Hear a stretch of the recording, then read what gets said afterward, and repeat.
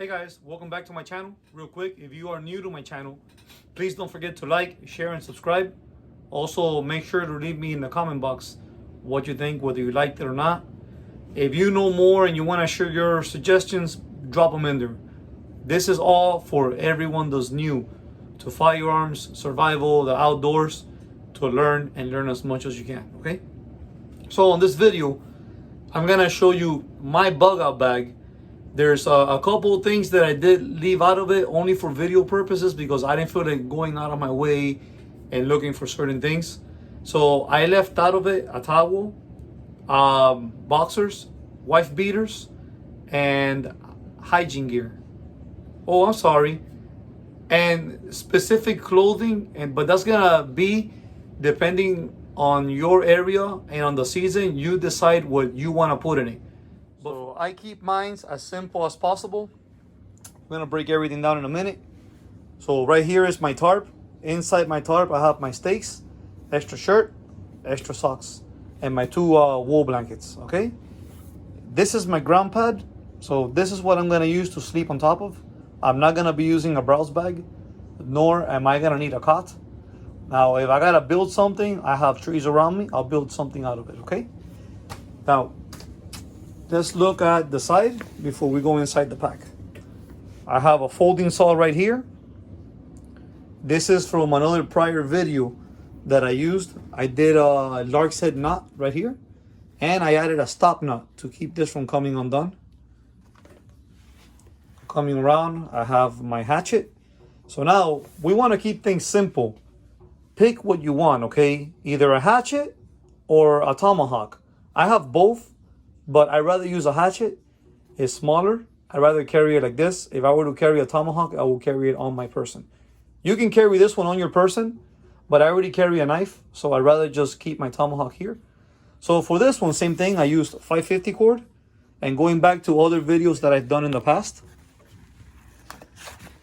to hang the 550 cord off of this, I used a lark's head knot. To hang my hatchet right here I have a timber hitch, and I put a stop knot to keep it from coming undone. So right inside here, I have my rain poncho. You won't be able to see it until I take it down, but there's 3 more pockets that are being blocked right now. One of them I have socks. The other one I left it open. I'm sorry, empty, because that's where I'll put boxers and wife beaters. My other one is right here, and it has the extra tools that I need, meaning lighter, purifying water. Inside, I keep what's called an E-tool or an entrenchment tool. Basically, it's a mini shovel. And I keep my hydration pack, and I have what's called a Willy P bag. So let's go ahead and let's undo this bag, and let's check out exactly how I did the setup. Okay guys, so we have taken the tarp out of the way. Let's start checking out the bag so you can see exactly what I carry in my setup. Okay, let's remove the hatchet. Oh, all right. So inside this one, right here, we have a poncho. So if it rains, we're covered. Okay.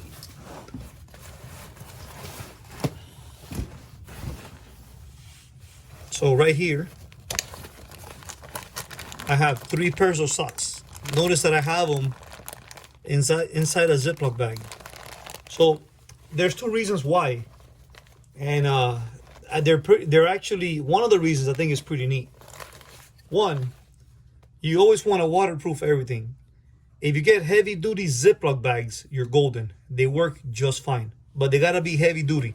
Don't go to the dollar store and buy them. They're not gonna work. Okay. So notice something. Look how it's filled up over here. Now look how it's filled up over here. Like I said, for this video, I left this one empty, but right here is where I will put my boxers and my wife beaters. And same thing, they will go in Ziploc bags. So once they go there, this pouch will be just as full. So check it out. You have it full, and you have this one full.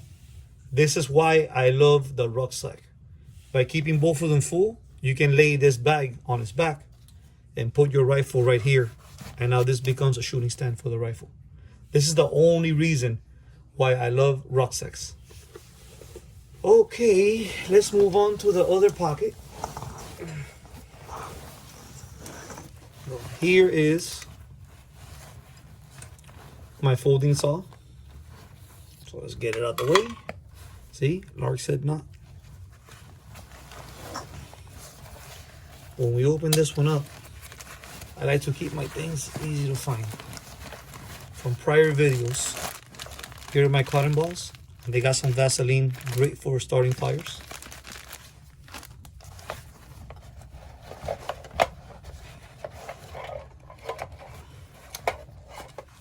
I always carry literally 100 feet or 550 cord. Do you need this much? Probably not. I would say maybe 25, 50 feet at the most. But since I have 100 feet, I keep it just as 100 feet. I don't want to cut it.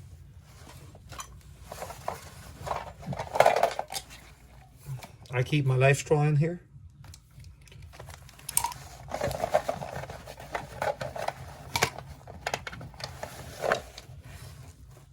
I keep my water tablets in here.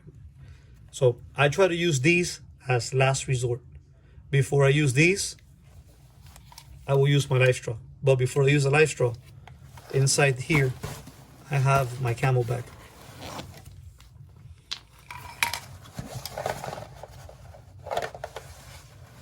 Here's the charring tin. So all of this stuff that I'm showing you is the reason why I was doing little videos here, little videos there, introducing one thing at a time. I didn't want to throw everything in one big video and overwhelm someone. So leave it open. You can put in here a piece of sock or a piece of a rag. Close it, put it on the fire, get it nice and hot. Take it out, let it cool down with the air. Do not take this as it's really hot and open it. You're gonna allow oxygen in here and you're gonna have an explosion. So you do it like I'm telling you. Heat it up, put it away, let it cool down. Once it's cool and you open it, whatever you put in here is gonna be charred. So if you need it for starting a fire, take it out from here and use your fire starter. Strike and you'll be able to start a fire. Here's my soap dish box. I keep my lighter, my striker, and here's another handsaw. Okay. Very important things to have if you're gonna be going into the outdoors. So let's go ahead and let's check out the inside. Okay, here is my hydration system. So this is what I actually carry. Right here, it's what I carry for drinking water. Let's just pull it out. This is it. Okay, so this is my primary way of drinking first, before I do anything else. Inside here, in the bottom,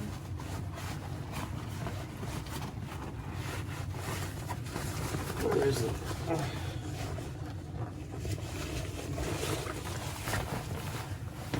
Here it is.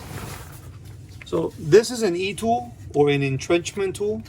It's a mini shovel. These work great, especially for building hides. So I keep this inside the bag.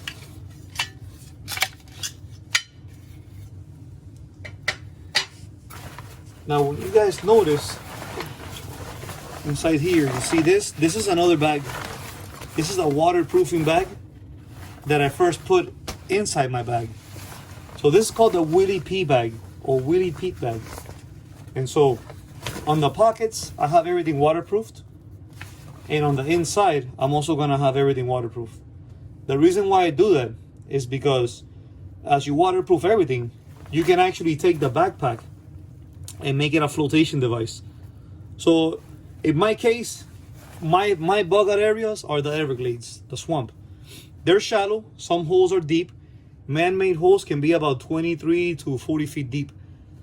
If I needed to, I can throw this pack on top of the water and I can jump in the water, and I can actually use this as a flotation device, even though it's not a lifesaver, because I waterproof everything in it. It does make it a flotation device. So that's a little trick that we got taught in the Marines. It's part of our swim qualification. And then if you go above and beyond the swim qualifications into being a water survival instructor, you're gonna be able to learn how to use stuff like this very damn good and in very in-depth details. Now inside of this, I keep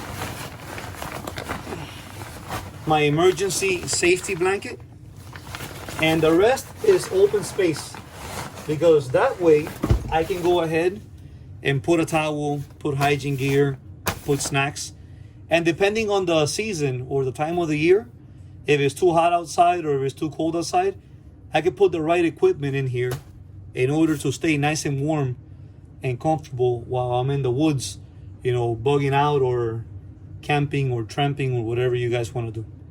So let's check out another thing, another equipment or gear that you guys can also buy if you don't have, and you can add it into your packs depending on the season.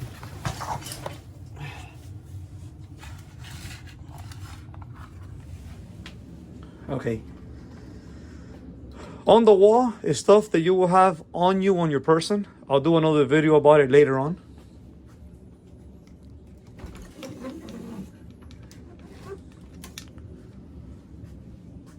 Something like this is really good for when it's very cold outside.